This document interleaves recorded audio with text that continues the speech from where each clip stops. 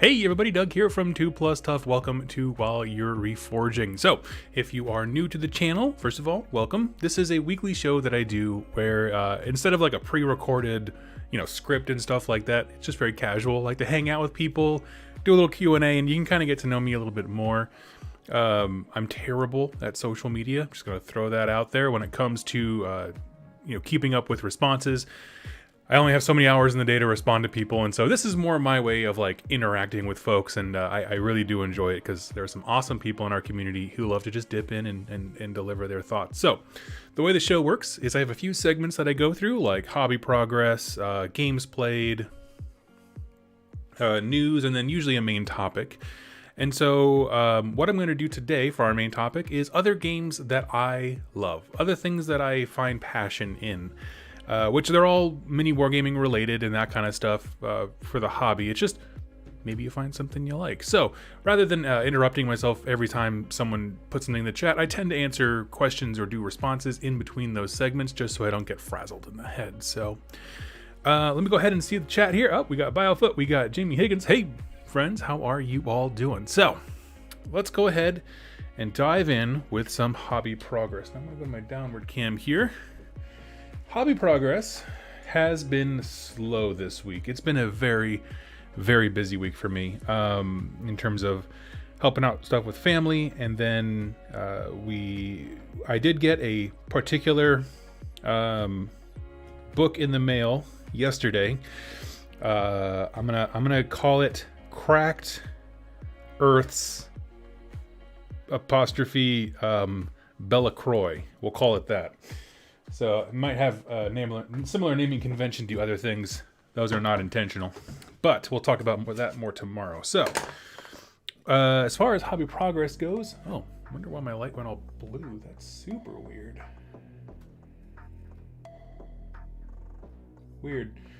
It kind of went into a weird blue filter space for the white balance. That's very odd. Probably because of the wood, right? Yeah, okay. So things that I have gotten painted. Together we did the Varg skier. On my own, I did a whole bunch of rats. All the rats are now done to an acceptable standard. As well as Joan of Arc of America. And I pretty much went with a similar scheme to her actual paint scheme, except I matched her gloves to the tabard. So it's like she's her own white knight.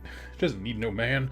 So yeah, that's exactly what we're going with there, with white cloth on silver armor. She looks very like a holy order, very regal looking. This guy will get out of the way. And I think next I was going to do the bats. So for the bats, I wanted these guys to be very simple, I'll be honest. And so I contrast wildwood all over them from a gray base. So they're darker. And then I was going to go in with a black and actually get the actual wing parts, like the actual membrane part of the wings, after I dry brush and do some highlights with the brown. So they're going to be very simple, but you'll be able to tell the wings from the membranes apart, which ultimately is right. That's pretty much all you do with bats. Let's see, we got that guy, hey, and Oren, what's up? Belle LaCroix sounds like either a fan OC or what happens when GW decides to make a deal with LaCroix sparkling water. Yes, that has been a ongoing gag with the boys over at Rerolling Ones for some time. And next on the painting table are my two zombie ogres, who are probably my favorite models from this set, from the bad guy side, now that I'm thinking about it. So that is it for Broken Realms Cursed City. Sorry, not Broken Realms Cursed City, Warhammer Quest Cursed City. But I promise we'll be talking about that game again here in a little bit when we get to the news segment. Beyond that, I just did some priming for Star Wars Legion. I'm really enjoying that game quite a bit. And these are Rebel Troopers. They're going to be in the same Hoth scheme as everything else. And so, I can show that when it's done. So what I'm going to do is just kind of ramble on for a bit and ask you guys what you have been working on. So I'll leave it open for a smidge just so you guys have time to respond. Hobby motivation's been a struggle for me this week. For some reason, it just, everybody goes through seasons where it's like, this feels relaxing and invigorating, and then it kind of dips and you're like, this kind of feels like work, right? You still do it because it's, you know, it keeps your practice up. I certainly don't want to forget the paint combinations and schemes that I'm using. But I'm in that downward low part of the roller coaster where it's like it's just not clicking. So progress has been slow. I'll be honest with you. The sudden announcement yesterday by Games Workshop that Warhammer Quest Curse City was a limited run. They've been telling us for some time that it's going to be restocked. That kind of killed some of my motivation to paint, if I'm honest with you. Just because now the game has so much negativity, I made the mistake of logging onto Twitter this morning, and the outrage was palpable, to say the least. And so it just kind of like, well, now everyone thinks this thing is dumb. I don't want to paint it, but I'm going to. So, because there's no point in having it and feeling bad for owning it, right? I didn't do anything wrong. But at the same time, it's like it only has no value if I don't value it. So that's kind of where I'm at right now. Let's see. Want to buy Slanesh Ogres? Yeah, totally. I absolutely would. I think they need it. Just started Curse City. Awesome, Jamie. What do you think the best starter game for new players? Oren, let me clarify your question. Do you mean to get them into like Age of Sigmar, like a specific starter set for that? Or do you mean like miniatures gaming total? So it's a little bit broad there. Because starter game could go a lot of different ways. Getting some Liberators and a Luminarch built. Nice. Skaven and Horde armies. I like it. Okay, so sweet. Working on a diesel locomotive house for my father-in-law's scale layout. Oh, that's cool. Like just a straight up scale model type thing. I like it. It's one of those things. I don't get dioramas because you can't really do much with them, but I do understand the intrigue of model railroaders when you can actually like create and synchronize a moving thing, right? With like how the trains interact with one another. That I totally get. I don't know. There's a weird gap of like scale modeling where it doesn't do anything that I can't stand it. But if I can use it as a game piece or I can bring it to life with motion, then I'm in. I have to be able to do something more with it than just look at it. Let's see. And all of War Games. We'll talk about that. The main topic for today later on is going to be some of my other favorite games, and I do have some suggestions for you because there's some cool stuff out there. So yeah, okay, that's it for that. Let's talk about games played. So games played, I actually have two. One of them is Star Wars Legion. Our local store just finished up its league. I lost every single game, but it was expected. You know, I started playing the game really about 2 weeks before the league really launched in full. Like I maybe had 4 games in, 2 with my Hoth army. Like I had the droids, and then I was like, I'm not really feeling the way these play. They're very specific in their play style. So I went something more general, which was the Rebels, and so lost every game. But what's cool about Star Wars Legion is, because they use so few missions and like formats and stuff like that, you can see exactly why you lost. Like there's no question. I got done with the game and I was like, I needed more troops. Like I have a lot of the Hoth like gun battery emplacement things. Is like I don't have enough bodies capturing objectives. That's it. So that's why I got the Rebel troopers there, and yeah. So I don't know. I like when games are like that, where it's like you didn't just lose, but you also saw the path to victory, and it never felt so crushing. I never had a game, even with my list that wasn't really doing well in terms of objective grabbing, I never felt like I didn't have a chance. So that's cool. And I was playing a very flavorful army, because it's all Hoth themed, that kind of stuff. So I like that quite a bit. So that game was awesome. Was against a new local guy. He's been around for a while, but I haven't played him. So it was cool to meet some new people. And then the other game I was playing is actually, I played it on Tabletop Simulator, which I'm not usually a fan of, but I have found it very conducive to demos, is Conquest: The Last Argument of Kings. And they will come up later when we talk about the news. And this is a game, it's a rank and flank game. So you have your square bases, and then on top of those square bases, the average infantry has 4 dudes on top of it, so it'll be a square base with 4 models, and they're like on their individual stands. They have a skirmish format where you just basically pop them off the square stand. That's cool. But what's cool about this game is the army composition is very, very interesting. Rather than having a requirement of like a hero and 3 unit or battle line units, you take a hero. That hero must have a matching regiment with them. So like if you take a hero on cavalry, you have to have a unit of cavalry with them, kind of a thing. So characters are always locked into units, and then they have a list of things. Each hero has a list of units they can take with them. Some are restricted, meaning you can only take 1 with that hero. Others are unlimited, and so up to 4 every year. Flat rules, everyone can have up to 4. Anyway, the point is, played a demo of that with a local Vanguard, who's their representative here in Iowa City. And it was super fun. Like, I had a wonderful time. The rules are very intuitive, and yeah, I don't know how else to say it. So basically, I'm just shooting from the hip on this one, guys. Hey Tim. So instead of I line up my entire army and my opponent lines up theirs, and then we roll to see who goes first, the way that the game functions is no units start on the board. Your light skirmishing units come on first, and they literally come on from the bottom of the board up. Like, your first action is to move onto the board. Then, for every unit that you have on the table, you have a card that matches their name. So it'll say like Men-at-Arms.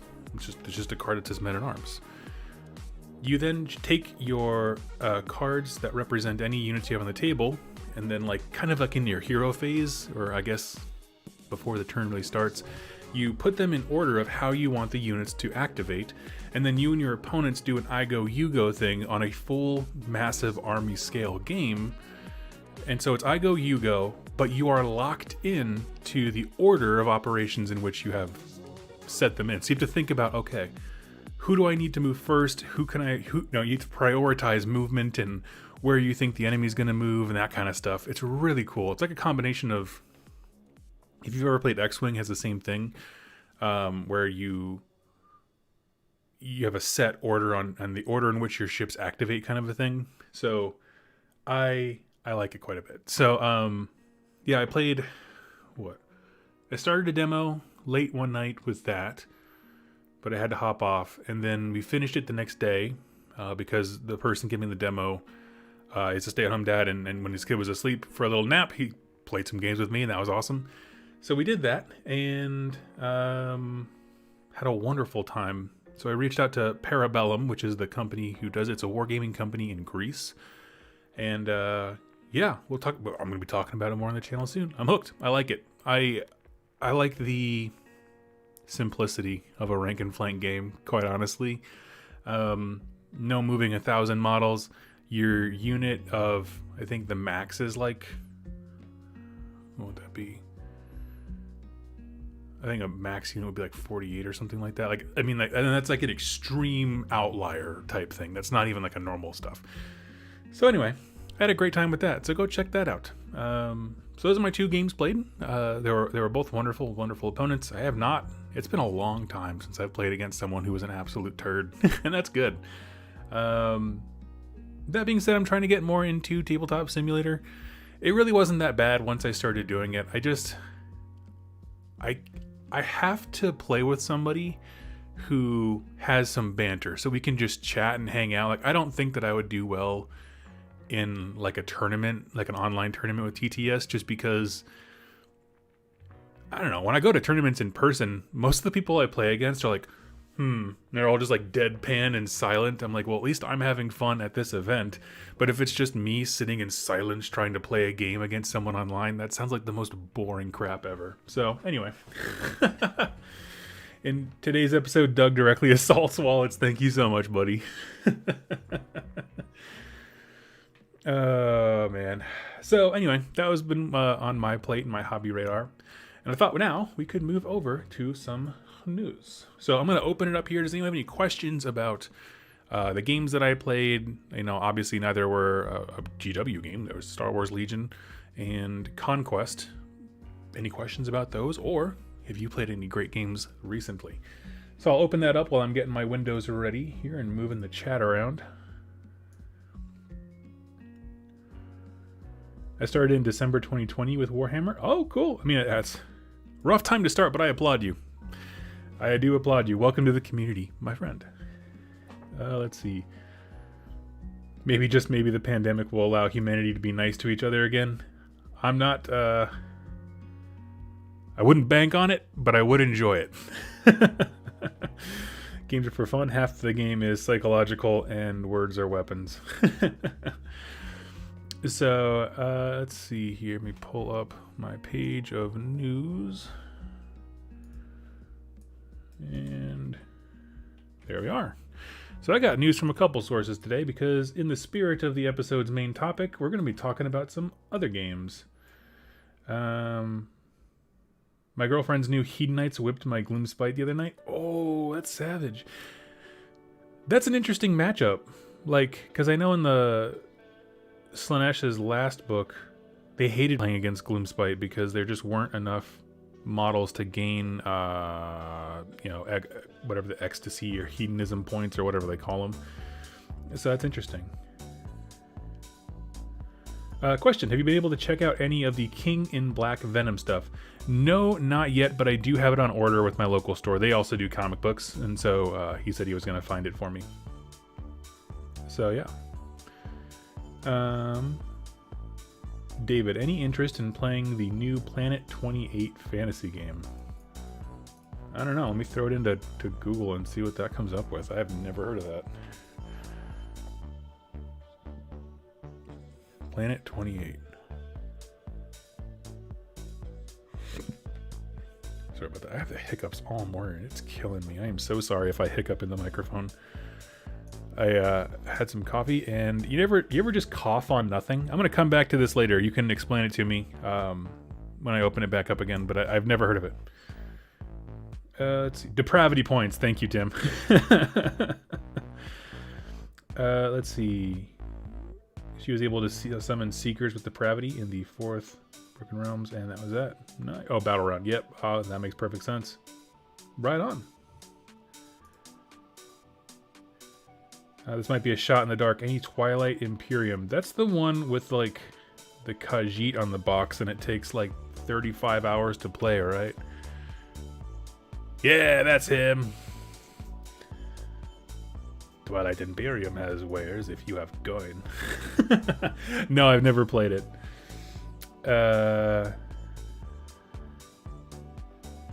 No sneeze, no cough. Yeah, okay, I won't cough in the microphone. It'll just be a little... little hiccup. Let's see. Okay, so everyone's giving me suggestions on games. I'm going to hold off on those till we get to that main subject point, but I'm going to leave those tabs open because we can revisit those. So let's talk about the news from GW, and I have a word on GW as a whole here at the end when we get to the end of their news here. So, find out which armies are getting upgrades in Broken Realms Belacqua. We have their how to paint video, which is fantastic. Again, it's a wonderful model. I think it's 140, which is great. I mean, price-wise, because I thought it was going to be 180, to be honest with you. And as far as I can tell, they didn't send me a model. They just sent me the book. There's no option to have him be a generic Demon Prince, which I'm not going to lie. It's kind of a bummer, because this looks like a Demon Prince, right? Can we all just agree that this is just such a badass model? And I'm just trying to imagine a normal Demon Prince standing next to this. It'd be no, these are not even the same kind of thing. So we will keep going here, and here we have our breakdown. We have Belacqua himself. We have the Legion of the First Prince. The only thing I can give away is that this is interesting because it requires you to take, my understanding is it's required you to take Grand Alliance to Chaos, not necessarily Slaves to Darkness, which is an interesting thing because it allows him to pull in all different kinds of battalions. That's my understanding of it. Night Haunt, we have Processions, which basically are their sub-factions. As my understanding, Emerald Host was one that was in... it was actually the first one that I think I covered from a White Dwarf magazine, and I liked the story of it. It's basically the personal guard of Delorum, the city where Lady Olander is from, which is cool. For Carriage and Overlords, we have Guild Triumphs, which I have not looked into too much. I'm still working very hard on the notes for this, so next week we can have another Broken Realms week, so that's a spoiler for you. And I'm enjoying it. Can I just be honest with you? I'm enjoying this book so much more than Broken Realms Teclis. Like, straight up. It's incredible. So, hold on to your butts. For Seraphon, we have... Basically, they gave bound versions of all of the endless spells that came... Oh man, what was the name of that set? It wasn't... Now I'm going to lose my mind about it.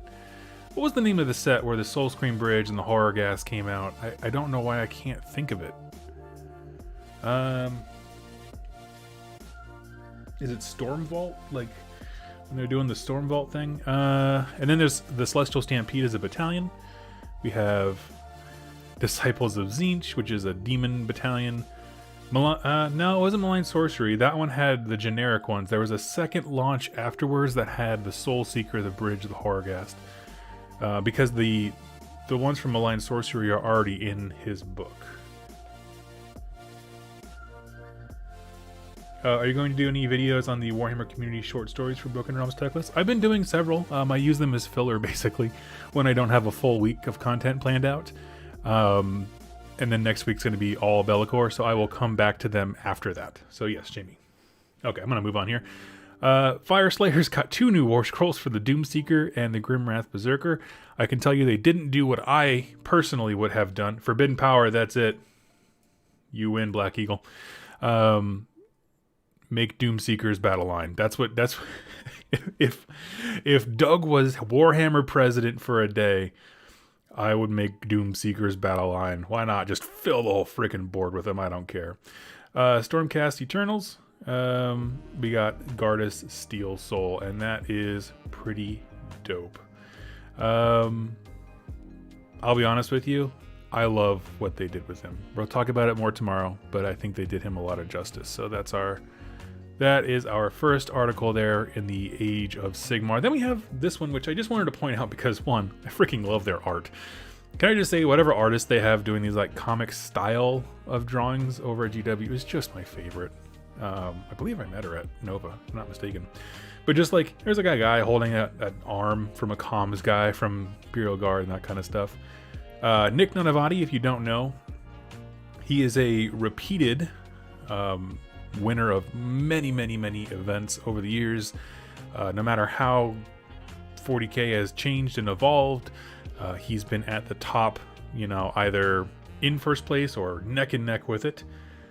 Lord Celestin, Gardas is that new miniature. Yep, it's incredible. It's a great looking model. So he's just kind of walking you through what the Dark Eldar or the Drukhari can do. So honestly, I'll be real with you. So I have some Chaos Space Marine units. This was an army that it's up there with Bone Splitters, with ones where it's like I just feel like I got rid of it too soon. And I do like Dark Eldar. The thing is, 40k requires so many models to play. Just a very basic game. I guess I could go like more vehicle, like with the jet bikes and stuff, but it's not high on my priority list. But I think if I was to get back into 40k, like in a real, in a real dedicated way, like where I just collected a whole army and went and played on regular game nights, I'd probably do Drukhari. We have Skari, who I believe is the host of a Scarcast. Is that his show? I don't see it anywhere. I feel like they would put his name somewhere if they were. But yeah, and he kind of just breaks down some of the cool builds in that thing. So I like it quite a bit. It seems like a cool battle tome. So then we have White Kings, more than just fancy bat hats, which, let's be honest, that's all they needed to do. It's kind of like an Inquisitor. You can sell me an Inquisitor model just based on the hat alone. I feel like for a lot of Death players, it's the exact same way with White Kings. And they're basically just kind of breaking down some of the lore for the White Kings. This is an incredible piece of art. I absolutely think it's beautiful. I love the desaturated colors and everything. And this is how they brought it to life with a model. And we've seen it before, but I just think he looks great compared to the one on foot. The one on foot, I really do think holds up quite well. Yeah, and at this point, they're basically, I think, just, you know... Hunter's Den, what storm host chamber is he leading? Oh, Hallowed Knights. Only the faithful! Yes, they are the religious zealots of the Stormcast. So, yeah. Let's see. Okay, you're answering somebody else's question. Sorry, I saw something in the chat. And I was like, "What?" And they were answering somebody else. So I think this is just, you know, they're kind of feeding us little morsels that they've already previewed as they kind of inch towards the launch of these Soul Blight Grave Lords. So there is that. I'm gonna move on to this one here. 6 of the best units in Broken Realms Bellicor. Now, I have not read this article yet. Dreadscythe Heritance. Lady Ellender's Saruman Choir. Okay, so this is the box set, basically. The Kulgast Cruciator. I like it. This is a dope model. Like, this is just such a good model. This is the Gardas Steel Soul. Yes, so he is a Hallowed Knight. He is super cool. And severely makes me want to redo a Stormcast army with him at the fore, because if you remember, my first Stormcast army that I had was actually Hallowed Knights, but I played Hallowed Knights way the heck back in the day before they had sub-factions. Like when I played Hallowed Knights, back in my day, oh my god, I'm so old. So back in my day, Stormcasts were very vanilla all around, and if you wanted to get the keyword for Hallowed Knights or Animals of the Helden Hammer or whatever, you had to take a very specific battalion. And not just a battalion, but a battalion of battalions. So what I mean is, they would be like, oh, you want to be a Hallowed Knight?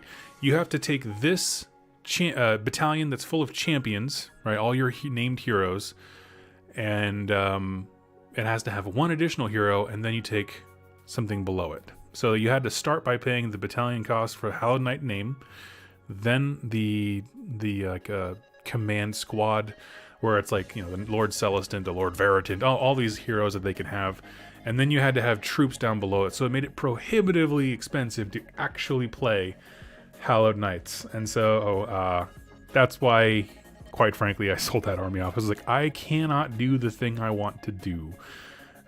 Because their abilities were so odd back then. They just did nothing. Yeah. So, I'm excited for him. And we got the Doomseeker. And they're just kind of listing off the models that they've changed the rules for. Obviously, Bellicor is a real winner from that. So I said we're going to have some chats about Games Workshop here at the end. I'm going to leave it on the picture of the Soul Blight Gravelord's book. Let's do this. Ba-ba. So, I received, I think it was 2 weeks ago. Skip this song. This sounds terrible. 2 weeks ago, I got like Cursed City, and I've been building and painting it quite a bit. And the back and forth with their community team has been interesting to watch, where they've been telling people it'll be back in stock, don't worry, we're going to do a second run, kind of giving misinformation to store managers and private retailers or third-party retailers, and just kind of going back and forth. And then today they made it very clear in a number of ways that it's not coming back whatsoever. Now, the thing with that is, it's fine if it's a limited run. I understand that. I understand that companies do limited runs for products, and that's totally fine. They certainly have done quite a bit. What I don't like is that wasn't communicated. The more that I have been looking at other game companies, like the kinds that we're going to talk about here in a minute, I have been realizing how much I actively dislike the fear of missing out being their core business strategy. They'll dump so much money into advertising and hype generation, but don't deliver on the product. Like there's no reason that everybody and their mom couldn't buy a Silver Tower box with the amount of marketing they put behind it and stuff, and frankly just work. Like these sprues were huge. Sorry, there's like a dumpster truck going by my house right now if you hear a weird sound. So I don't know, I guess it put me in a sour mood. How about that? No, it doesn't degrade the value of the game in general. I still like it. I still want to play it, and I still want to stream it. It just, for right now, it's just like with so much negativity surrounding the product, it sucked a lot of the joy out of it for me. For the same reason that I don't like when other, YouTubers or personalities in the AOS community crap all over Battletomes before they come out, right? Where it's like, you can and do rob people of their joy by doing that. So, I don't know. But, yeah, so that's kind of where I've been at lately. I have been this last week in a real weird mood when it comes to Games Workshop, where it's just like, now, if I'm honest with you, the more I work with other companies, I do sponsorship stuff, and I'm just a hobbyist myself. I play other games. I enjoy other models and universes and stuff. The more I do, the more I realize, like, I don't like the corporate sales strategy of Games Workshop. Now, that being said, I'll make something very clear. Berating people from the Warhammer community team on Twitter is the dumbest thing I've seen. Where it's like, they don't make these decisions. I know a person who works on the community team. They're just a guy who does online content and articles and stuff, So if you have problems with Games Workshop, send them an email. Do not berate them on social media. It just doesn't help anybody, and it just makes everyone look more mad and angry. So that would be my 2 cents. If you've ever worked for a corporate business, there's the corporate orders that come down from on high, and then there's the everyday suckers like you and me who get to be the punching bag for the community and the customer base. So don't do that. Just whatever. But anyway, that's what I was saying, where I was just like, I'm just kind of in a weird headspace right now where it's like, I don't want to buy anything anymore. Like at the moment, I want to play their games. I love their lore. I want to give my money to Cubicle 7, who does Age of Sigmar role-playing games and that kind of stuff. And Warcry I still like, and even Warhammer Underworlds, I've been playing that a bit more online. Like, there's so many things about their intellectual properties and stuff that I like, but I feel like this specific launch was a fail, and a fail in a way that kind of stole my joy for the product, if I'm not lying to you.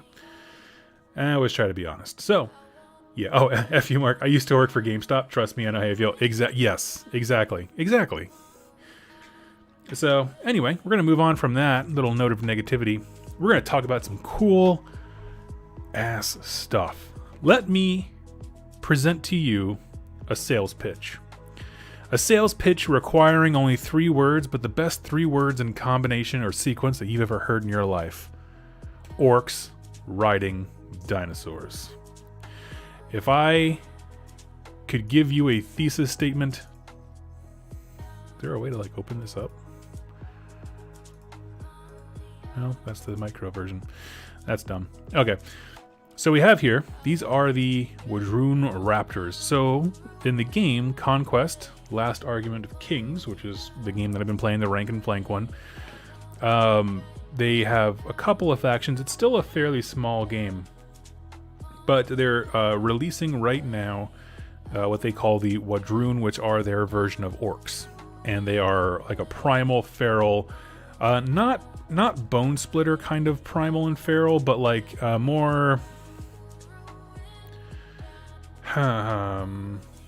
almost honestly, like if you were to combine an orc and the untamed beast specifically, where they see a natural spirit in things, and they use animals and stuff like that in their own adventures and stuff.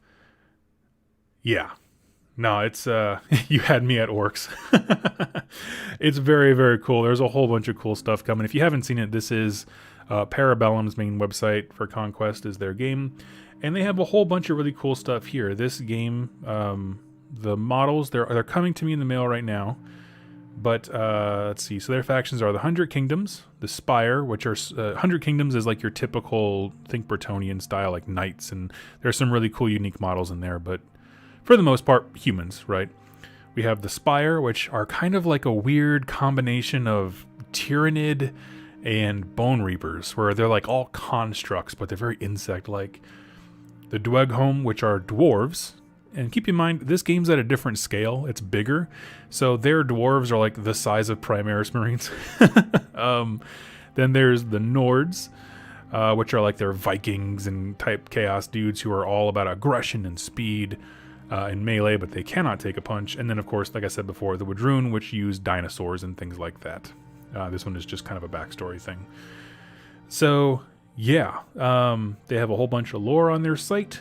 And... what they got? Yeah, they have lore for all the factions, including the world itself. The game is split into two. There's the Last Argument of Kings, which is the full mass army battle game that's rank and flank. Then they have First Blood, which is their skirmish variant. I haven't tried that one yet, but I hear great things about it. And let's go to the rules and assembly. So yeah, you have all your lists here.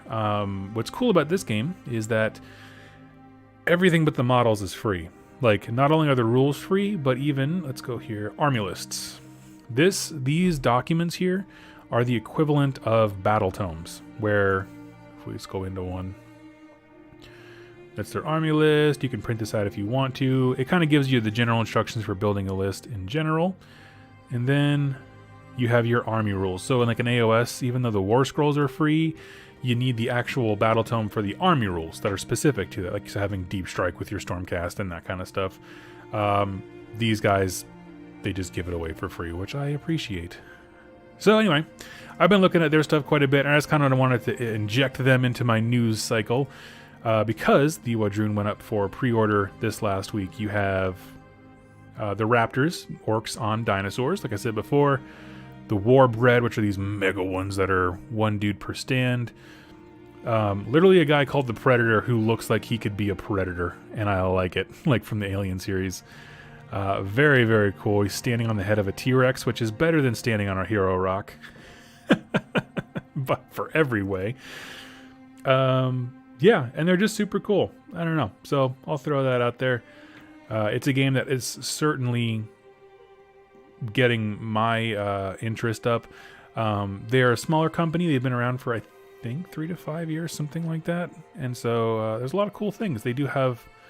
One of the things that they do that Games Workshop never does is special offers. So they have this cool thing. If you buy the core set, which is the 2 starting armies, which are enough models to, I think, build almost half a full army. If you buy those and you basically get 1 or 2 kits for free. Essentially, the way it works is you buy the starter box, then you buy additional like upgrades so you can add more troops, and you really just get them for free. That's all there is to it. So that's their way of incentivizing you to get into the game, and it's really super cool. So yeah, I mostly want their giant for use as a Mega Gargant. Yeah, if you haven't seen their giant, let's go check them out. That was under...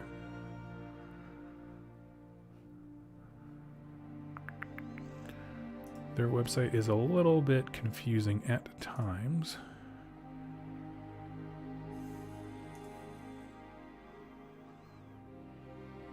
Mainly because the reset function doesn't actually work.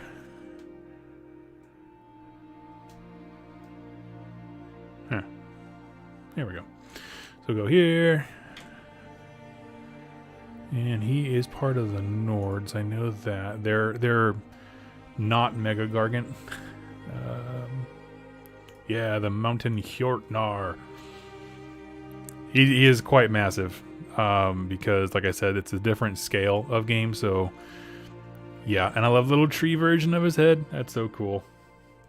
So, yeah. So, I would recommend, go ahead, check it out. There's some cool stuff here. They also, and I wanted to bring this up, have what's called the Living World campaign, where essentially, the actions of players and how you interact with stuff matters for the story. So you can get plugged in there. And I love anytime you can hop in and change results of like a narrative and stuff. I'm a sucker for it. My understanding is the 100 Kingdoms is the realm of man right there. The Wasteland is where, if I'm understanding correctly, the Wadroon are from. What else? Yeah, there's a Wadroon guy. And the Nords were up north. And I don't quite remember where the Spire are. Are they to the south? Nope. I don't remember where the Spire are. But yes, so there's a lot of cool stuff going on there. You can jump into a full campaign system. And this is the one, like I said before, that I've been playing demos for, and I have more demos going on later today. It just seems like a really fun game. It's light, it's very easy to learn, and it just has different values and abilities and stuff like that than AOS. So it's a cool little refreshing change. So we're going to move on to Wild West Exodus. They had some news for us. If you haven't played it before, I did do a lore series on this game. I like it a lot. It's a great setting. Very cool alternate history. This last week, I've been doing coverage on Dystopian Wars, which is set in the same setting. It's more about nations rather than the actual Wild West. But this guy, I like this guy. He's their model up for pre-order right now. Where is he at? No. He is basically a big daddy. Where from, not from Fallout, my goodness, from BioShock. Where they call him the Nautilus, Drum of the Nautilus. Again, another game where the rules are free. There's free expansions and campaign things. Wild West, you said. I don't get it, Hunter's Den, I'm sorry. So yeah, Wild West Exodus is a fantastic game with all different kinds of cool settings and weird macabre stuff. Honestly, I'll be honest with you, I like two things about this: alternate history, and I like cosmic horror, of which this game brings in both, because the Hex, the Watchers, and what was the other one? The Order are all very cosmic horror, remind you of Lovecraft kind of things. Very creepy, very dark, and I love that when that's kind of copy pasted over human history as we know it. So if the game does interest you whatsoever, I'll be honest, I reached out to War Cradle after this last week of content, and I was like, I don't have a ton of people that play in my area, but I would love, to be a hub for this game, because there's just not a lot of content about it online. And yeah, I mean, you can have Abraham Lincoln Vampire Hunter. Do I need to sell you more? Look at this guy. I painted him before. He's such a baller. But all that kind of stuff. So I would say go ahead and just give it a whirl and check it out. Like I said, everything's free. Free is the best kind of experiment. And moving on to my last game that I wanted to touch on for news that I know of is Marvel Crisis Protocol, which is a game that I have also fallen in love with. I do have, basically, when this game came out, I was not super into it, and then in my local group, decided that, they play Star Wars Legion, which is another Asmodee game, the parent company of Atomic Mass and Fantasy Flight. And so they were going to get into that, and I was like, oh, I want to try this, because although I don't like the Avengers, and I don't honestly like most of the comic book heroes in this game, I love Spider-Man because of his awesome villains and all the different versions of him, and I love X-Men, like the classic, cartoon from when we were kids kind of a thing. And that's exactly what I've built. I have a bunch of X-Men, have a bunch of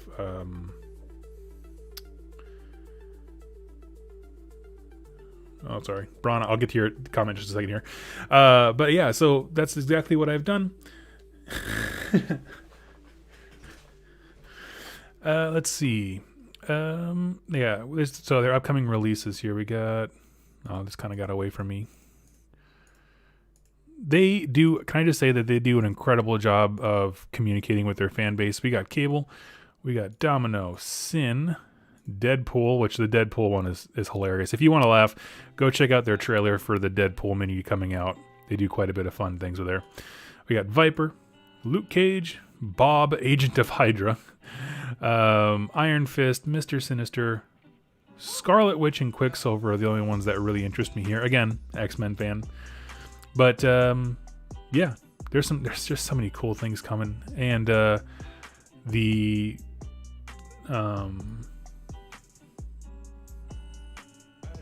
we go, pull it up here.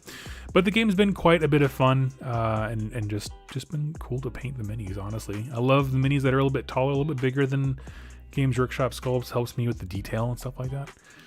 But yeah, let's see. Cubicle 7 released a bunch of books for Soulbound, waiting for your lore videos based on those. Their Safe Locations book is full of awesome AOS ideas. A vampire who hides in Guran from Nagash is cool. I'm going to go start picking those up. For a while there, they were sending me advanced copies of things to do like lore coverage for, and then I just kind of fell behind on the content, and so they stopped sending them to me, which is fine. But I haven't been able to keep up with their releases. They're really cranking them out, so good on Cubicle 7. Absolutely. Let's move into... there we go. Took me a second there. So today's for main topic, I wanted to talk about other games that I really like. That was our news segment. What I'm going to say is this while I'm doing my little rant. If you have a game that you would like me to check out, go ahead and throw it in the chat right here. I really like miniature games because I love painting models and then putting them on the table in some kind of context. And that is obviously for a game, but it could be there's a lot of different kinds of miniature games, of course. For me, the vast overwhelming amount of my exposure to the hobby has been through Games Workshop products. So that's Fantasy Battles is what got me. Well, I guess War Machine and Hordes was the first game that I played, but I played that for maybe a year and a half, and then everything since then has been Games Workshop. And it's been excellent actually to have them, because they have a lot of onboarding points for like different products, box games, things like that. But their mechanics and the way they design games hasn't changed a whole lot over the last several years, and there are some much more streamlined, very simplified ways to play these games that I like quite a bit more. And so, I'll be honest, I'm happy to play TTS. I don't really care for playing AOS on it, because I don't care about the mass battle skirmish game where everyone's on individual bases. And I'm in an AOS creators chat, and one of the guys said, like, I really hate when you're playing on TTS and someone clearly moves their model too far. And I commented, I was like, you will grind your teeth into dust if you play against me. These hands, they are loosey-goosey when it comes to movement. Why? Because if we're going to argue about half an inch or an inch, what are we doing? Like, you know, I just want to throw some dice and laugh at I don't know, the Stormcast smashing a Chaos Warrior's face off with a hammer. So I think I just come at the game a little bit differently. There's just, TTS isn't for me with that. And I don't really care about moving all the models and that kind of thing. For me, streamlined is better. The less you have to memorize, probably the best. But yeah, so let's see. Kyle McNeil. Okay, let's take a look at some of these suggestions here. A Song of Ice and Fire. I've heard of Bushido. Let's check that one out. There's actually a local guy who has been painting a whole bunch of Bushido stuff. Let's see, miniatures. Yeah, let's check that out. We have some cool stuff, some very beautiful artwork, actually. Let's take a look at the models. Oh, there's a whole bunch of them. I will forgive their website from looking like it was pulled out of 1995. You got to show me some cool models at some point, man. You're killing me.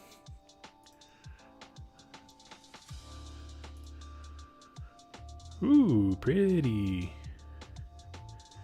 Master Koju. Interesting. I don't really know why it took so long to find a picture of a model, but pause. Okay, cool. So yeah, it's another skirmish game. I was testing Bushido with a good friend of mine, and it's great. Warbands of 3 to 6 models. That's very small for a warband game. Let's see. Kyle, hopefully you get a chance to play Dystopian Wars. It's one of my faves. I've asked on their... is their website hosted on CompuServe? That is a deep cut for deep nerds. It does not seem to be great. I will give you that. Ooh, that's creepy as heck. She looks like a zombie. Her head's all racked backwards. I like it. I like creepy stuff. I'm not gonna lie to you. Take that quote out of context. There is a game with Skyrim. I don't remember what it's called though. Let's see. Let's check some stuff out. We're just hanging out today. Again, if you were expecting a grandiose display of knowledge and intelligence about the wargaming industry, you are mistaken. That's not this channel. I'm just Googling stuff as we go. So here's the thing with the Skyrim game. Okay, let's Skyrim.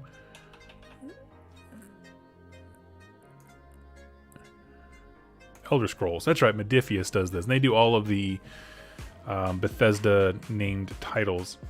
My understanding of this game and the criticism that I've heard about it is that it is essentially one hero with a warband that goes with him rather than a warband of heroes kind of a thing. I'm not sure if that's true, but that is how it was articulated to me, and it kind of disappointed some folks. My thing is, I'm always hesitant to jump into games that are tied to an established intellectual property, because I don't want to feel like I don't have the freedom to design my own stuff, and if it gets taken away, you know, and I don't know. The Restless Drew. I will be honest with you, I'm a sucker for anything Fallout. Let's check these guys out. We have Legionaries. Oh my gosh. I love this. I don't know. I'm a sucker for all these things. Can I just not be overstated how easy I am to get excited for things? I feel like that's the most important thing. I know that Fallout, I've been told, is a lot of bookkeeping. But yeah. Relic Blade is an incredible game. Relic Blade. I've heard of that one. Is it Metal King Studio? Is it them? Yes, that looks right. See, the reason Relic Blade interests me for exactly one reason is because they have a pig army. And I would absolutely play the hell out of a pigman army. Don't they? Am I just missing... Here, let's go to their shop because I want to see the pictures of the models. They would be an adversary. Yeah, faction set. Pig Buzz. Look at those guys. I love them. They're just like all the villains from Teenage Mutant Ninja Turtles. They're so fun. That's a great sculpt. I like it. It's got that right amount of cartooniness to it. Yes. Can we post these sites in Discord? Oh, absolutely. Yeah, I'll throw them in Discord as soon as I'm done with this. But anyway, so other games that I enjoy, to be honest, what I would say is things that really matter to me is customer communication. A conversation that I had with another YouTuber who does Age of Sigmar stuff, and I won't drop their name. They were lamenting the fact that it seems like it's very difficult for any other game company besides Games Workshop to get product out there. Like, we haven't heard a ton from the folks who do Malifaux or any of these other smaller games that I've just talked about or clicked into, because Games Workshop is suffocatingly strong in the miniature wargame space. And I think that has been true for a while, but I do believe that over-enthusiasm on the part of the customer base is wearing thin, because when Games Workshop reopened, you know, the tall tower that they were in and started having community stuff and YouTube channel and social media and all these kinds of things, you know, basically becoming a company in this decade rather than 40 years ago, everything became about them. They became the dominant focus. However, as always, and as I explained to this content creator, the market changes and flows. And the second that they start making missteps, people go other places because they feel like more valued customers, where they are, quite frankly. And so looking at the kind of games that I like, one, free rules. No one should ever have to pay to see if they like your game. Straight up. I don't just mean like free core rules. Like technically, you can download some quick play rules for 40K. It's not what I'm talking about. You know, even the Age of Sigmar ones, I'm not the biggest fan of them because so much of the game is defined by what's behind the paywall of battle tomes. All the war scrolls are already free. You're not paying for those. What you're paying for is allegiance abilities, artifacts, and stuff like that. So it's like how much of that is paid versus free rules. I don't really know. Go to an event where they don't use battle tome rules, and then we'll talk. And I absolutely love it.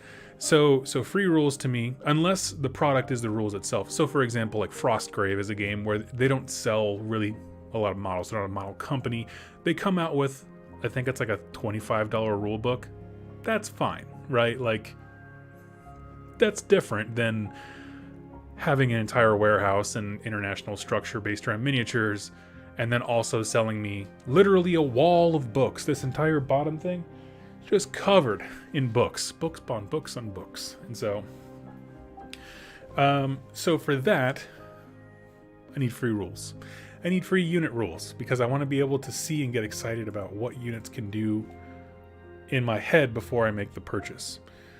That's the biggest one. And that is an accessibility thing that Games Workshop refuses to let go. And that's an area where people don't like, you know? Then there is the customer communication, which is honestly my number one. If I'm kind of pulling back the curtain, I like to be able to budget like an adult. You know, my purchases, what's coming down the pipeline, get excited for what things I can add to my collection next. And the problem is, with Games Workshop, they do a lot of fear of missing out, FOMO sales stuff, which is this two-player starter set. It's not a starter set. You know, what's the last one they did? What's the last two-player thing they did? So it was like AdMech and something else. For Age of Sigmar, it was the Hedonites and... what was the other faction they put with the Hedonites? I can't remember. Was it Lumineth? I don't know. But anyway, you put two factions together in a set, and then you sell that. People get excited, they buy a whole bunch of them, and then it's discontinued so nobody else can enjoy it. Or Piety and Pain was the last one for 40K with Dark Eldar and Sisters of Battle. Yeah. So there's all that stuff going on. There's a local guy, a friend of mine, who he just got into the hobby. And I say like capital H, my God. Hobby where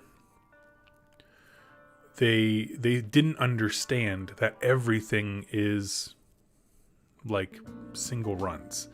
And so he panicked bought a whole bunch of those things, has a whole mountain of the old, what are they called? A kit that they replaced with a new one. So it's just very awkward to be like, yeah, you know, you kind of got the dud box. Sorry, buddy. But that's just how they do their business sell structure. And it's just like, that's not well communicated to your customer about what's going to stay, what's going to go, how you market these things. Like I said before, with Curse City, that's a disaster. Like, if any of these other companies that we were talking about had that much enthusiasm for a single one of their products, they would snap their spines bending over backwards to make sure everybody got one. Not lead you on for a bit and then in a tweet be like, BT dubs, it's not coming anymore. So it's just interesting where I'm not upset that like it's a single run product. I'm upset that they can't communicate with their fan base. Let's see. Moving on from that, other things that I like in games. I Go, You Go. This has been a big one, and I've really discovered it this year as I've been playing multiple different kinds of games. Skirmish games from GW, like I love Warcry still. It's still one of my favorite games because of its simplicity and ease to get into. But then you temper that with other things like Marvel Crisis Protocol, Star Wars Legion. What other ones did I play? Oh, Conquest. Yep. It's just when I love that there's absolutely no downtime, right? Like someone goes, I'm resolving their attack, then I go and they're resolving mine. And we just trade back and forth. I don't really care anymore for the entire full battle army really. Just because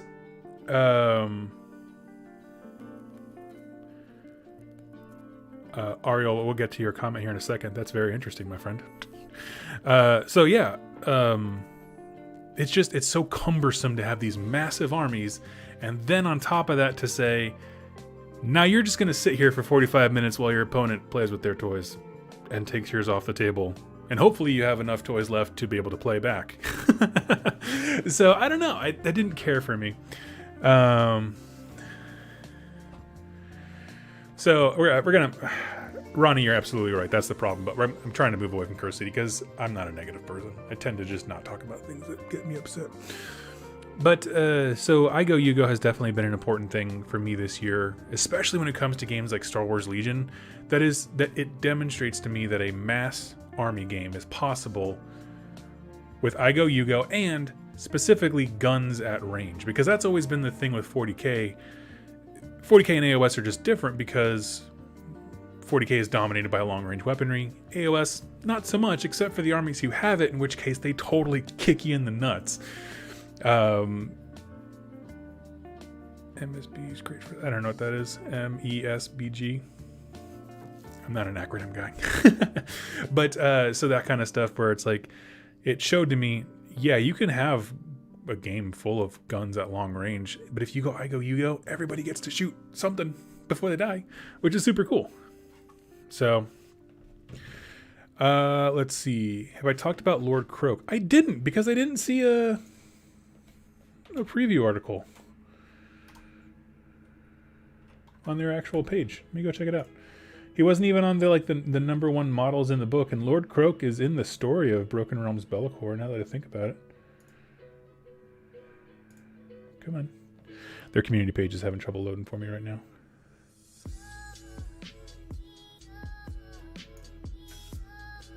Oh, here it is. It's way further down than I thought it was.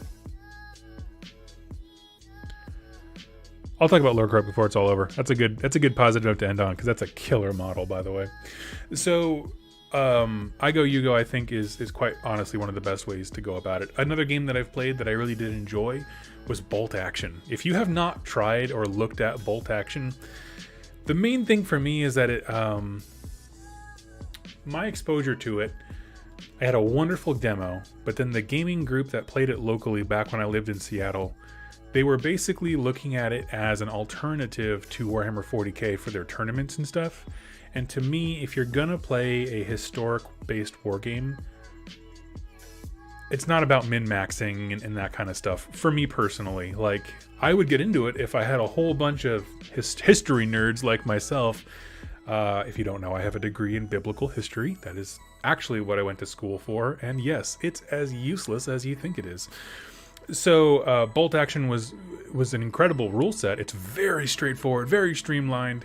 The mechanic of I Go You Go in that game is next level freaking fun. If you don't know what it is, basically, for every one of your units, you get a die, and you put that die in a bag. Your opponent gets a different colored set of dice and does the exact same thing, and you both shake the bag up and you pull out a die. If it's, your color, you get to activate a unit. If it's your opponent's, they do. So not only is it I Go You Go, but it's also this balancing act of, if I go, like, several of my units activate consecutively, I now know that there are now fewer of my dice in that bag than my opponent. So I need to make that count. My opponent, who's getting punched in the face because I keep going and I keep shooting at him and I keep pinning him down, knows that pretty soon the math is going to change and they're going to have a crap load of dice and they'll be able to punch me all the way right back. So very, very cool stuff. That's probably the most interesting turn mechanic I've seen.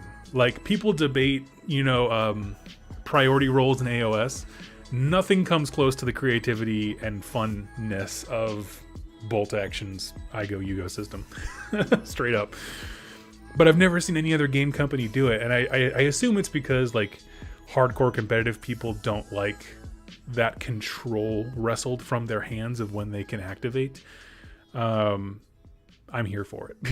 I'm here for it, because if you want, you can have units go like Super Saiyan, just flood them with orders and that kind of stuff. And so even if you lose some dudes, you can still make some cool actions afterwards.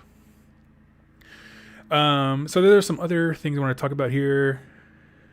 Where was that comment? Oh yes. Hi all, my first live show. Welcome. Is it Ariel or Ariel? I'm not quite sure. Because depending on what country you're from, it's a masculine versus a feminine, and that would change the pronunciation. That's why I'm saying that. I decided to try Malifaux, God Tier, and Dystopian Wars thanks to GW. My thing is, God Tier is not quite my kind of game. It's sort of like a board game version of League of Legends, which is just it's not my favorite kind of game, but I love that people love it. I love that there's an analog, like a board game analog for it. Dystopian Wars, they sent me a copy. I'm going to build and paint the ships because I think they're cool. Whether or not I'll get into playing it, it'll probably be a TTS only type thing for me. Strictly because, if I went to a con or something like that and they had an event for it and it fit into my schedule, I might. But naval combat games are not like my thing. Wild West Exodus, though, the same universe, just a different section of it, kind of, I think is really cool. So I'll go check that out. And Malifaux is a game that I have wanted to get into forever. Like, forever. I love the creepy, dark aesthetic. Like, I just do. If you have not seen what I'm talking about, I'll pull up a picture just to give me. I've said before, anything that's like, got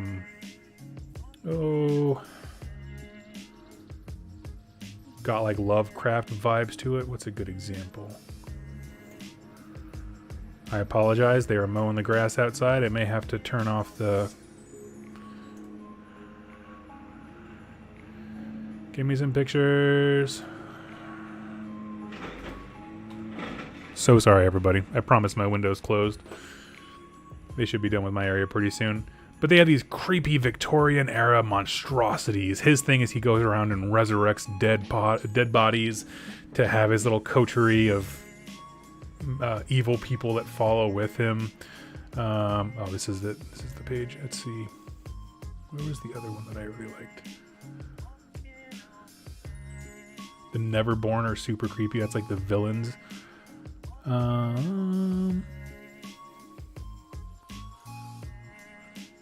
Yeah, where's their Titania core box? So anyway, my computer's being funky. I have a browser extension that gets in the way sometimes. Anyway, Malifaux has some of the coolest looking models for my personal kind of aesthetic that I like. The Rain Man, degree in biblical history sounds expensive. One of my buddies from high school has a BS in theology and a master's in divinity. And he became a used car salesman. Nice. I became a YouTuber, but also lost the faith. So I don't know. You tell me how that panned out with my degree. College was rough. All right, so question. What's the necromancer doing in the graveyard? Nothing nefarious, just trying to raise a family. Exactly. He's a working class hero. That character that I showed you, Seamus, he has like a 50 caliber pistol. Like, it's literally, think a revolver that just puts one fat bullet in it and then it loads up, and that's all he shoots is just one round at a time. That's just like God's gun. Let's see. Look up a game called Hardwired by Patrick Todoroff. Super open narrative, co-op and solo game. Cool, that's awesome. Model agnostic for sci-fi and cyberpunk. The simplest rule set, very open. Nice. Hardwired.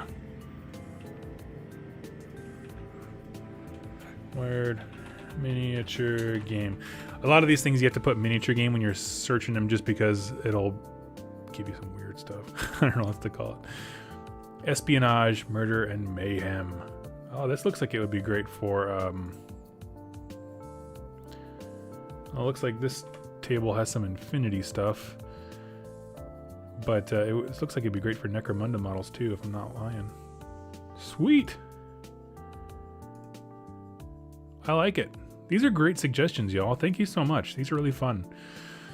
Gotta go. Have fun. See you later. Let's see. You forgot about the Big Trouble in Little China goblins. Oh yeah, if you've not seen the goblins, where are they at? Explorers, Ten Thunders, the Bayou. Born on a bayou. Yeah, their goblins are terrifying. Like truly super creepy, terrifying. I like her band. It's kind of like a coterie of Wild West nastiness. This guy's pouring rums. The LaCroix Raiders. I love it. Young LaCroix, Ophelia LaCroix. Anyway, so just a funny little faction within the game. So yeah, for me, sorry, I'm still listing off things that I like about other games. I go, you go, free rules, top to bottom. One thing that I notice other game companies don't do enough, that I, in my opinion, and this is a little bit biased because of the nature of my channel, I think they overlook is the intense attractiveness of campaigns. Okay, a lot of these games, they have, you know, like a lore behind them. Some of them do, some of them don't so much, but they're really about playing a one-off game. But what I have found, especially with covering anything Games Workshop and honestly the Wild West stuff too, is when you have an ongoing narrative, people get really invested in it, and I like that quite a bit. Even with War Machine and Hordes, which they don't focus on the lore very much at all, right? But people liked following the story of how these different nation states are all fighting with each other on some level. It's just fun to read about things going forward, and I find that most miniature game companies or game developers don't go down that road, and that's a shame.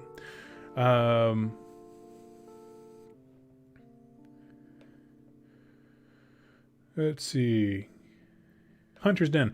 Got any recommendations for a P&P tabletop role-playing game? Can you define P&P for me? Like I said, I don't know all the vernacular, all of the acronyms. Tabletop role-playing game. I can GM a bit at a beginner and it's new. If you can define that for me, I can help out.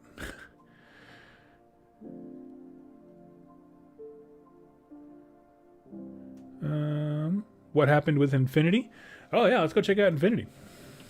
I think they're still around. They're definitely still around. I know they are. As far as my coverage of Infinity, for me personally, I was very excited about the current edition of the game before it came out. So Infinity is a game that I actually really like the aesthetic of, and I like the story of. They do campaigns in an incredible way.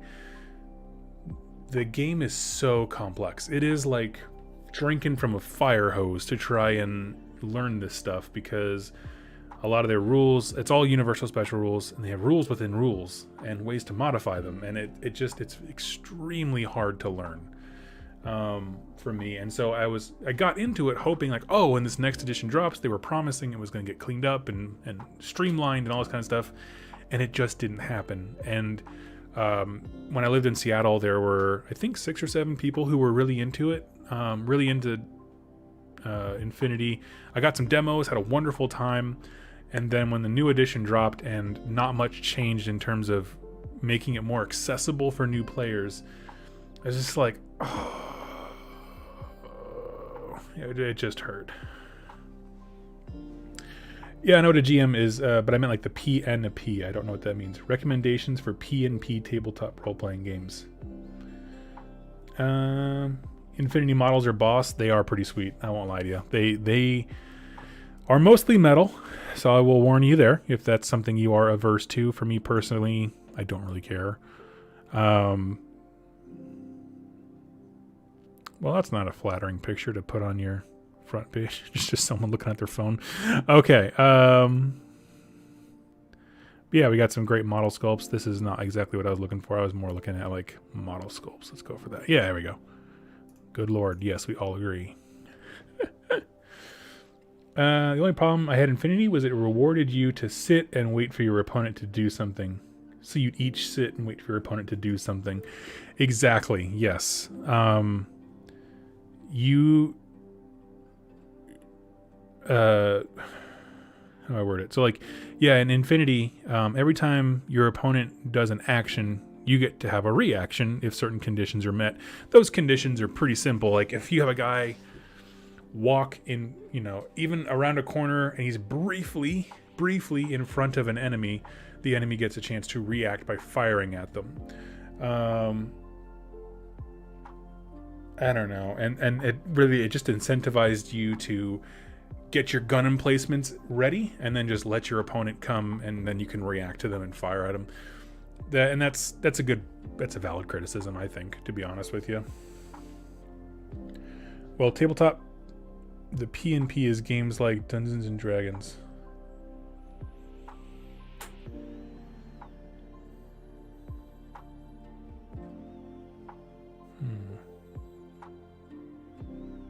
Still lost me there. I'm sorry. I'm trying to think of what you mean. I don't know. I'm not a game industry virtuoso. I don't know. Because when I think of D&D, I don't think of miniature games. Because you're thinking pen and paper is what PnP means, right? Pen and paper. No, I don't got anything for you. I'm sorry. Maybe Fallout by Modifius Games.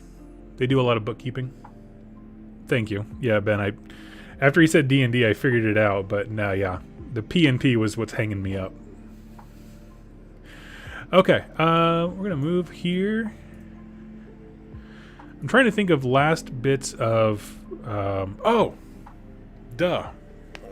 Okay, things that I like from other games. Getting away from the D6. Can we just stop for a minute and be like, the D6 kind of sucks? Because adding +1 or -1 to a D6 roll is massive in terms of increasing or decreasing the odds of something happening. I feel like in a lot of my games with AOS, so that you can keep swinging and nothing happens. And it sucks because your opponent has a nice enough save roll that they just cancel out all the work that you do trying to attack them. Then you have games like Marvel Crisis Protocol and Star Wars Legion, both use, I think it's D8s, which is fantastic. I'm trying to think of the other ones. I know that Wild West Exodus, generally speaking, uses a lot of card interactions, so that's interesting. And it's not like a deck building game. It's just, you just have the same decks and you draw the cards, and the cards have set numbers on them. Yeah. Honestly, the lawnmower outside is kind of killing me, guys. I think I might have to hop off. Is it bothering you guys? Be honest with me. I thought he was going to go away because I thought he was zooming by to the next property, but he is apparently not. I love D12s and D8s. Yeah, because they give you more flexibility. So like in Marvel Crisis Protocol, one of the sides of the D8 is like a critical success, and whether you're attacking or defending, if you get a critical success, you get to roll an additional die. It's a universal side of that die, so you always have a 1 in 8 chance of succeeding at something or doing better. You can't hear him? Okay, as long as you can't hear him, it's not bothering you guys. I can muscle through. Perfect. Cool. Okay, then I'll keep going. So yeah, I think moving away from the D6 system is great. One thing that I actually really liked was when I was playing War Machine and Hordes is they had a 2D6 system, which is even, if you're going to stick with D6s, is I think a better way to go, where it would be like, my guy has a natural shooting ability of 5, and I need a 12 to hit my target. I'm going to roll 2d6. That plus the 5 needs to be a 12 or higher to hurt my opponent. Like that kind of stuff I'm all about. Like, because then you're using the bell curve, which is obviously 2 to 12 versus 1 to 6. So, yeah, I like the D20 system in Infinity. It's pretty cool. I will admit it's pretty dang cool. So for Conquest, Age of Kings, it does use D6s. That's pretty much the only negative I have about the game, to be honest with you. If I can think about it. Yeah, it's D6s, but it's also like it's reined in, so you're not going to have a moment like you do in AOS where you have like a KFC bucket of 60 dice to roll. Each base contributes generally 4 dice, so it's like it's much more reined in. Let's see, Warren, after what happened to Nagash in the previous Broken Realms having his books taken away, do you think the next updated AOS it will be a weaker opponent? No, honestly, for the most part, if I'm super honest with you, the lore is for people like me who don't really care about the game rules. And by that I mean is I don't foresee them making him worse because of a lore decision. I think he's just going to be the way he is, and that's just going to be a narrative thing. So I definitely wouldn't worry about that.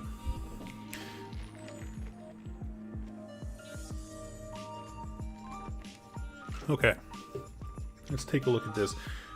Elder Scrolls Call to Arms. Do they have a dragon? Is it going to pop up in really inconvenient places and ruin the game like it does in actual Skyrim? Just trying to walk into town and buy some potions and all of a sudden there's a dragon in your face? 141 bucks? That's not crazy. Let's see. Wargaming.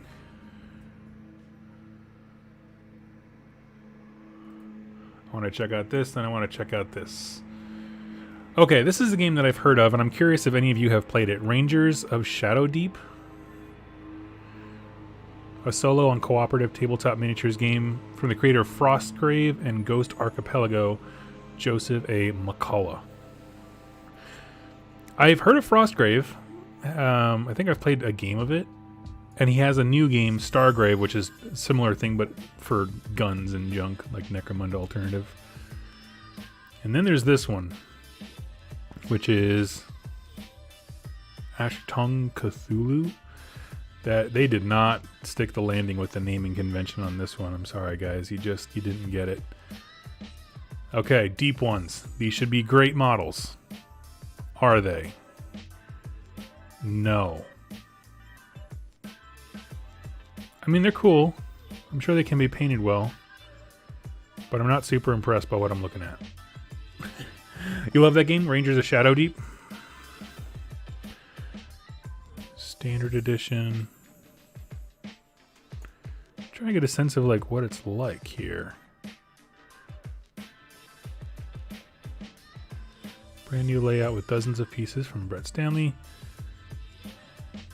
Create your ranger. Gather companions, play through a series of missions in a fight to hold back the darkness. Yeah, interesting. What kind of game is it, Ray? Like, I'm curious. Like, obviously I'm thinking it's a skirmish game, right? I mean, it's pretty small scale stuff. But, yeah. And then my thing is, whenever I see a game that has any ties to like Lovecraftian horror, I want to love it. It's like Solo Frostgrave. Okay. I can get behind that.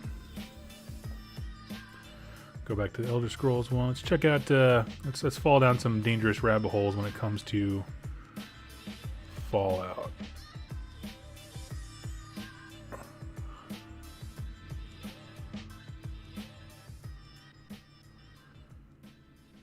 They have a co-op and a solo play. Okay. If you want a Cthulhu piece, Mind Flayers. Let's check those guys out. Is that a modeling company or is it... Ooh. Oh. Wait, what is this from? Forgotten Realms. Is that a game? Looks like a D&D thing. Is that right?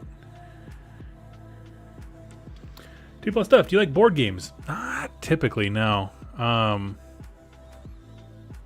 Typically, I don't care for them, actually.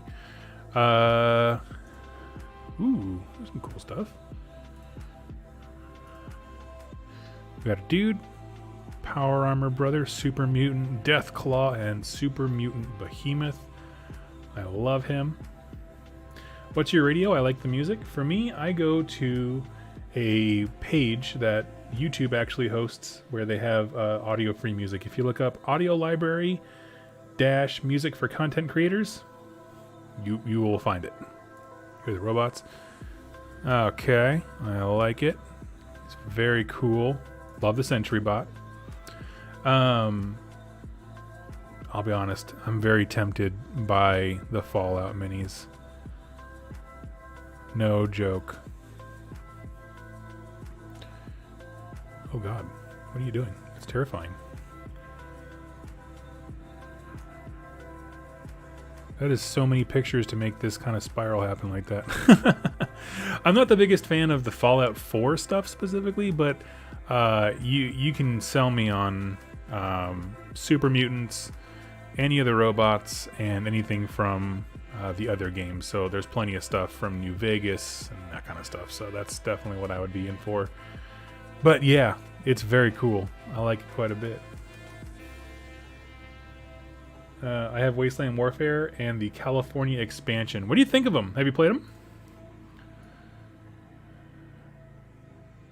Should reach out to Modifius. Be like, send me some stuff. Let me talk about your game more.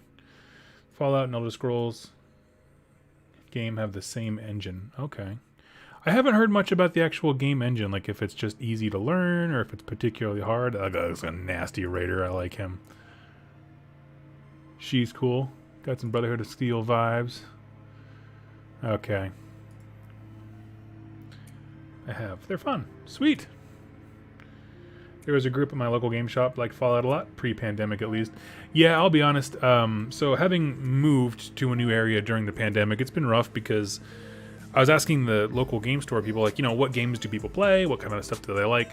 And a reoccurring theme has been, well, we had this community of blank, and it really started to take off, and then we had to shut down, and we haven't heard from those people again. So we don't know if there's one, and that goes for War Machine and Hordes. It goes for Wild West Exodus, a few different smaller games by Fantasy Flight, that kind of stuff. Armada, Star Wars Legion, not Star Wars Legion, X-Wing.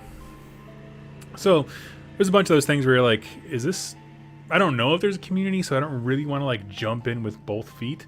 But at the same time, it's like, it'd be really great if there was. So, let's see. I hope that, my discussion, I guess I'm going to wrap it up here. Just kind of give like final thoughts and stuff. I guess what I'm really getting at is sometimes I personally, because of the nature of this channel, I get very locked into Games Workshop as a company. And when they disappoint me, like with the Curse City stuff, it disappoints my interest in the hobby sometimes. But I have to remember that Games Workshop is not wargaming, right? Wargaming is very different. There's lots of different games and different aesthetics and stories to be told across various things. And, I'm always going to be doing AOS stuff on the channel. Like, just straight up, I like the fantasy setting. I really do. I like Warcry. I like Soulbound in particular. Has been an immense amount of fun. And actually, my GM's in the chat. Biofoot, you're doing a great job, buddy. But, not trying to be nosy, I moved to Iowa. Yep. I'm near Iowa City. So, just gonna remind myself there's other games, other content creators out there who are checking out different things, and there's a lot of stuff to get excited about. This actually is one of the best times to be in the hobby, whether you play 40K games or not, because all these other companies are adjusting to GW being the big kid in the room again. They kind of sunk down for a while, and then when they started their social media stuff, they skyrocketed. But they're adjusting by doing things like customer communication and interaction. They're mastering online interactions and communication with their fan bases. They're creating new kinds of art and exploring new things. And it's really cool. Like, it's a really great time to be in this hobby. So, Do you have any ideas for a Soulblight Gravelord's color scheme? I don't tell people how to paint their models, my friend. I don't have one. And also the book doesn't exist, so there's no like faction specific ones yet. So yeah. Can we get a Lumineth video from the new release? Yes, you will. So next week's going to be all Broken Realms Be'lakor because I'm excited about it. Then the following week, I want to get back into kind of catching up with the other stuff because we've been on a rocky roller coaster of their releases. My assumption is they're ramping up these releases leading up to 3rd edition. So there's that. So hopefully the week after Be'lakor we'll have some downtime. I want to do a lore video based on the factions in Soulbound. I want to do a catching up, cover the lore for the various units that we talked about, or that we didn't talk about yet in the Lumineth book, and that kind of stuff. So anyway, I hope that you join me there. And just check out all these other games and support these content creators because I will say this.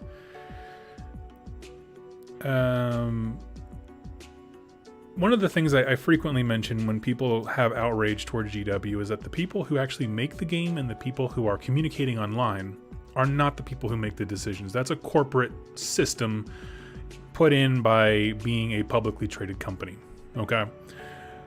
The thing is that there are plenty of small game manufacturers who have employees with the exact same level of passion and positivity and excitement about their products that don't have the corporate structure that leads them to make missteps. They might have their own missteps, but it's not the same. And so if that is something that really is off-putting you from GW at the moment, go explore these other games. We listed a ton. Like, between what I looked up, I tried to look up everything that came into the chat, but between that and, you know, the stuff that's already out there that's a little bit more well-known, there's a ton of games out there. Go explore them all and go have a good time. So, friends, is Be'lakor a book as exciting for the first two? I think so. I'm about halfway through the story right now. I'm going to tell you, I think it's on par with Marathi and better than Teclis. How about that? So anyway, friends, I will catch you later. I'm going to go ahead and hop off now because I can't stand the lawnmower. And I will catch you for this show next week for another While You're Reforging. So friends, thank you so much for watching and happy wargaming.